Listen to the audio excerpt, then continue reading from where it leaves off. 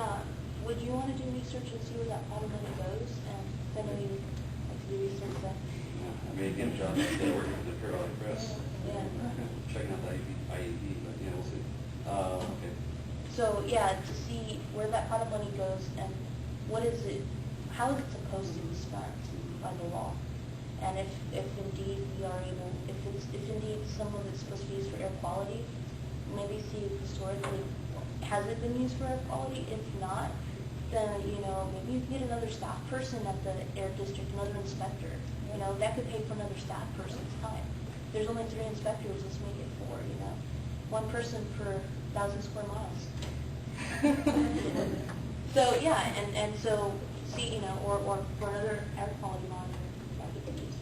So see what. I think that it also is based on per capita and other criteria, so that can, you know, you have to, I don't know, but probably find out what the criteria is. Maybe there may be something else that can be pointed out to say why there would be a need for more, because as it stands, it's supposedly we're within regulation. Right. So then we have to kind of dig a little deeper and say, well, Yeah. what would justify more? Or see if there's monitors? any loopholes too, like, yeah, per capita, but we have this many square feet, and we're affected with what goes on over here. When we get 1 million people in the desert at any given time, you know, they don't live here per capita, but they're here, you know. And that's the things that we need to look into and see, make the case for the need for more monitors. Because, I mean, Well, I was going to say, I think the Radical resident, they need furniture first. They made a request for $150,000 in furniture, was denied. Next guy came out asking for like $248,000 in furniture, was denied as well. So it's, I mean, Perez is asking for a small amount of money just for furniture to upgrade the facilities they have right now. My personal opinion is that they should focus on the furniture first and then worry about the monitoring stations. Because like we said yesterday, we're at older one, we have 6, where other places only have 3, and you only has 1. but the thing is that, you know, government works within certain parameters, and that's where they work. The rules say this is where we're going to work. But a lot of times it takes citizens, coalitions, participation, say, yeah, you're working with them, with perimeters, but I feel like we need this much more, and you know, may need our participation, our support, you know, because they can call CARB and say this is what we're doing, or the ranchers. But if we intervene and say, hey, you need it, you know, but we give them some more resources because they don't have them. Right. Or even go to the county supervisor and say, hey, look, you know, you guys are, you know, they're working thin here. They don't have enough resources. You know, because they're on their own and they need furniture. Maybe we should go in there and say, you guys need furniture so they can work. And then they need monitors, and then they need staff to keep an eye on the monitors, analyze the data. But that's part of what's going to lend a credibility to Clean Air and EPA is having more professional appearance. Because a monitoring station down in the desert, and or down in the middle of somewhere, not everybody can see that, but if they can walk into the office and it looks like it's more well organized and funded, that's going to lend more credibility to people, you know, in general. I mean, but that's just an opinion observation, so I'm not trying to counter what you were saying, so I agree with what you're saying. Awesome. And there may be certain provisions too on the funding where, like, all right, you can't use it for direct costs. You have to actually use it for program or for equipment. So, you know, you have to look at that as well. So, all right. So this time I have 3 boards, but I don't know if we want to go on together or if we want to split the different groups. How do you want to do it? All right. Because we're isolated. All right, so, who wants to be a writer? Yeah. I just write really small, that's why. Oh, I think so. Yeah, all right. So, using the logic model,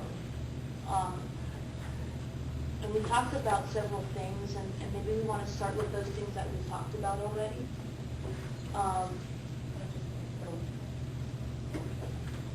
But what are some policy ideas or program ideas that you envision that the Clean Air Initiative could do in the next step?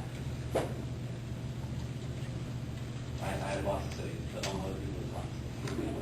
Are you still on the anti-idling thing, or? No, this is, yeah, this is what are some things that you've thought of, like, you know, driving down the street, you see something like, wow, there's something. One thing that we talked about earlier was how, well, this local Walmart, they have the fertilizers indoors, and they smell it, and so she's gonna check, Lauren's gonna check and see, you know, is there current policies, are there policies being proposed at this time, you know, to see that. But what are some things that maybe you've encountered here locally that you wondered, well, is there a policy, or could there be a policy that needs to be improved upon, or what have you? You know, being an outsider, you know, the obvious thing to me is burning. You know, I know that the county has talked about the agricultural burning, and maybe I've seen the flyers that went around, but is there a policy established yet on agricultural burning? Fort County? Yes. Yes. She knows it. Fortune, like you said, there is, there's certain timings and certain zones where you're supposed to burn. Permits have to be approved. If there's wind, if there's certain kind of, I guess, high wind, you're not supposed to burn those days, or the cancellation is done. So there's certain rules that are being imposed regarding the permit for the rules for 10. So you could go under the imperialcounty.net and you'll see there that there's different policies for different things. So that was already covered, so. Yeah. Well, they can't legally No. stop burning, but they can manage it. Yeah. But doesn't mean that they can't strengthen policies. I mean, doesn't mean we can't follow up with policy initiatives, take it to Sacramento, get our legislators to, our local government and our legislators to work on something. So if we were to look at like the current policy act down, and I don't know how many of you are familiar with it or not, but, or based on our own experiences, what are some things that you think need to be strengthened about it, or some negative things that you've seen? Well, for one, I think there's not enough supervision. Okay. Burning. I mean, they keep talking about it, there's not enough staff. I don't know how they establish, you know, whether the policies in themselves have a number of staff that should be available per acre, or, I don't know, I haven't studied that deep into it, but that would be something to look into, whether they have that policy established. So that could be, you know, just a small step, but just identifying that.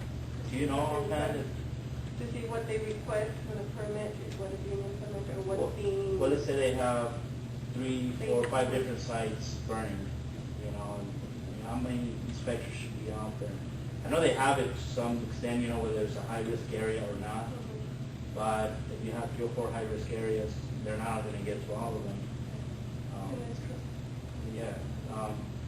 So maybe that's something to look into, whether they can effectively do a burn, you know, without having that supervision. And if so, within current policy, then maybe that should be something that should be established immediately, or look into, trying to establish some kind of policy that doesn't allow burning. Unless there's an inspector Unless there's present. an inspector. So there'd be 2 things happening, either they build up on inspectors, or they reduce on The amounts. the amount of burns. So that would be our long-term goal, right? Long-term effect, would you say? Or objective?